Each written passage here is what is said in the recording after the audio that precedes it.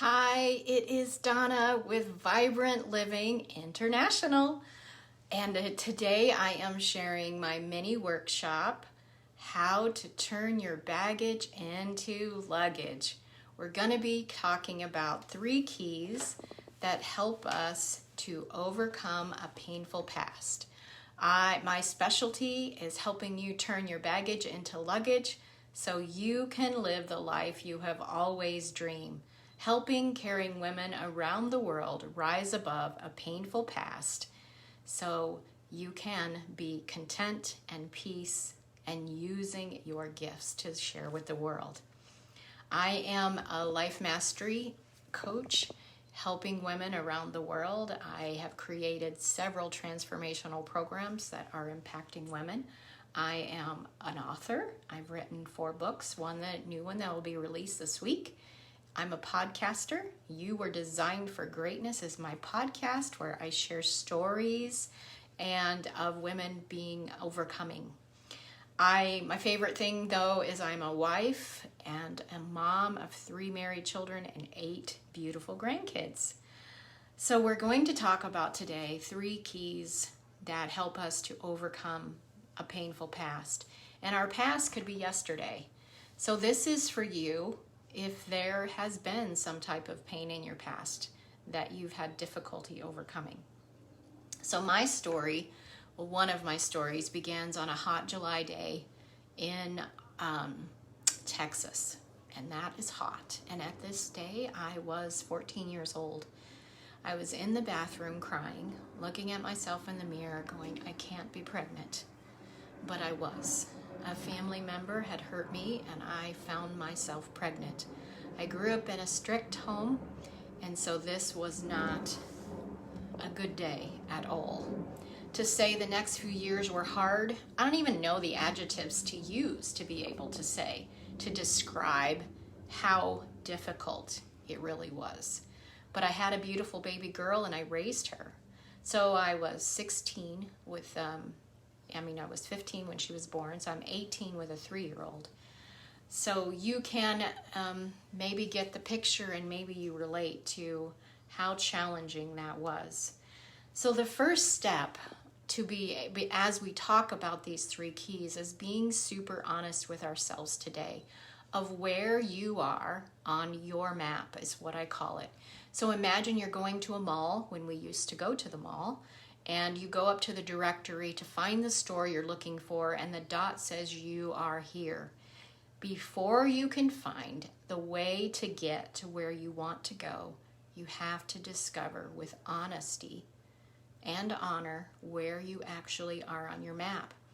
Being super honest with yourself and embracing yourself enough to say your truth.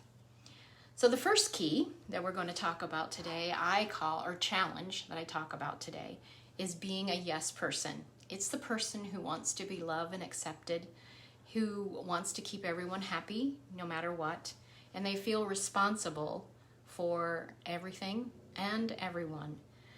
So there was a pivotal day for me, and this day was in January, and it was really cold, and I was in upstate New York.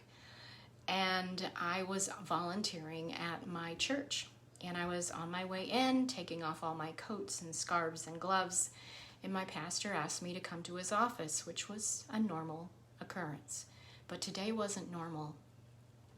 So on this time, he said, Donna, I'm going to ask you a series of questions, and I want you to tell me no. Now, I don't think I had ever told him no to anything. So it was highly unusual. So he began to ask me, Donna, will you do this? And I could not really get the words out.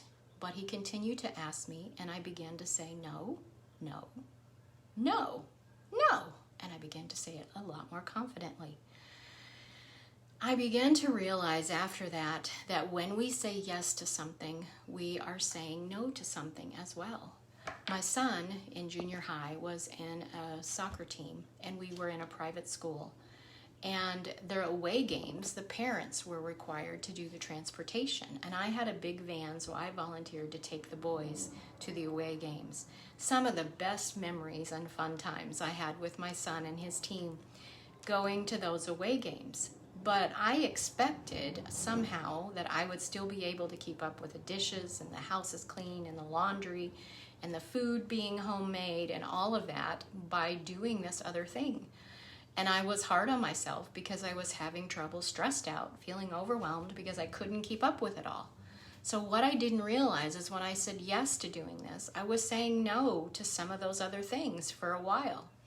And we let other people set our agenda. We don't really feel responsible for or be able to choose what I want to do. And it causes us to be exhausted and overwhelmed, sometimes emotional, and it has problems in our relationships.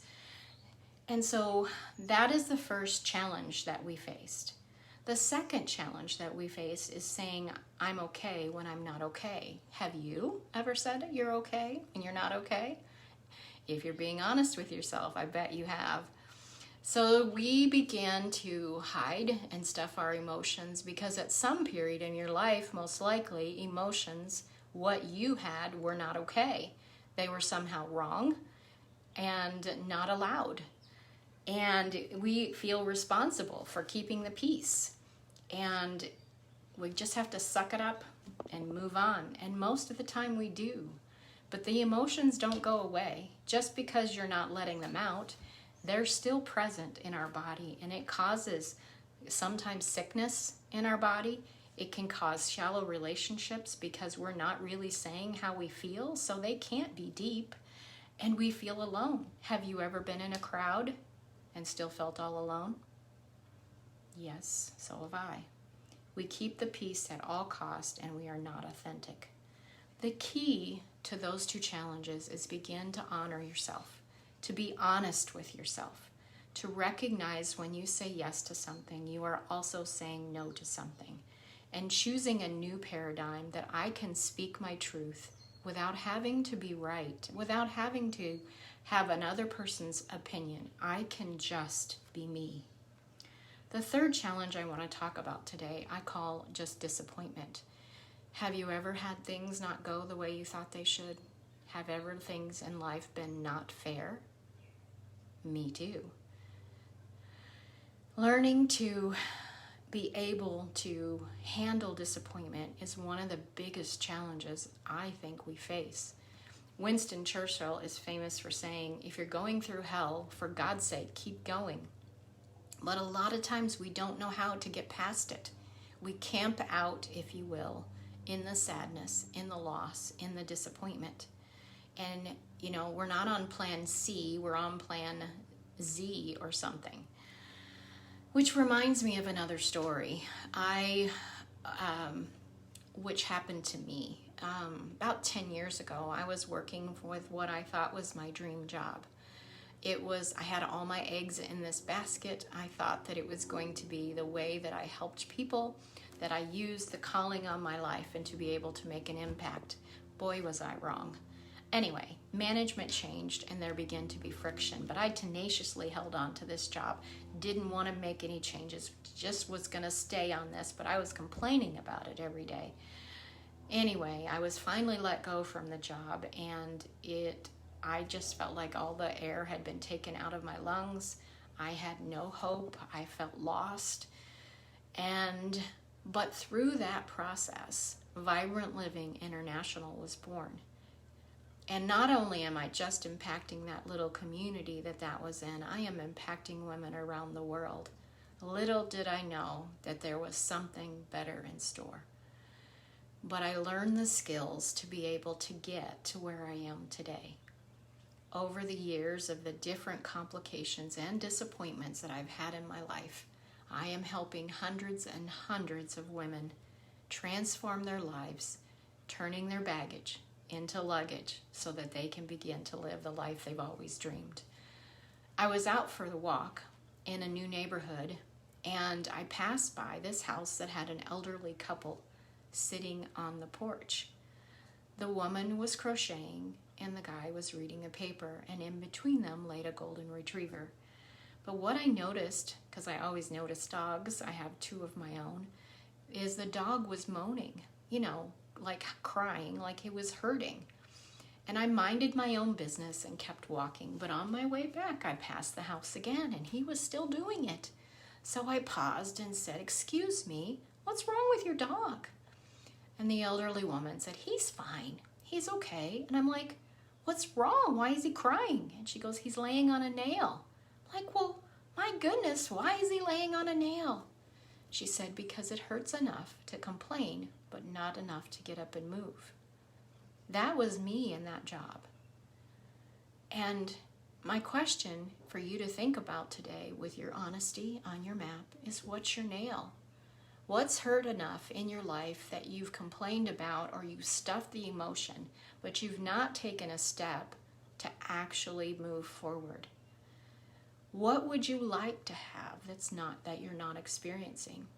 What baby step could you take to begin to move forward? I have some keys for taking action and moving forward. The first is discovering what your nail is and beginning to really be aware of what your nail is and know where you want to go. Get support. I got support and help to be able to move through the disappointments in my life. I had coaches, I had different kinds of support systems that I built to be able to do that. We often feel like we can't. We're stuck. It's never going to change. Why bother? We're always preparing for the other shoe to drop. But the new paradigm is that I'd like you to embrace today is I can take one step, just one baby step, and understand that confidence is a skill that you build over time, not something that you will magically feel. And learning how to get support so that we can turn our baggage into luggage so that everything we went through turns out for good. I call it gifts wrapped in sandpaper. Man, is it uncomfortable, but it can turn out for good. So I'm offering today, as your life mastery coach, a free consultation to be able to help you with my transformational programs, to be able to help you take one baby step forward. So to find me, my website is iVibrantLiving.com. Just like it says, Vibrant Living with an I in front of it. iVibrantLiving.com, and click on the Schedule Now tab. It's that easy, it's free and complimentary for you today. If no one else has told you, you were designed for greatness. You are special, you are important, and I believe in you. Thank you for listening to me today, and I hope you have a rest of your amazing day. Bye for now.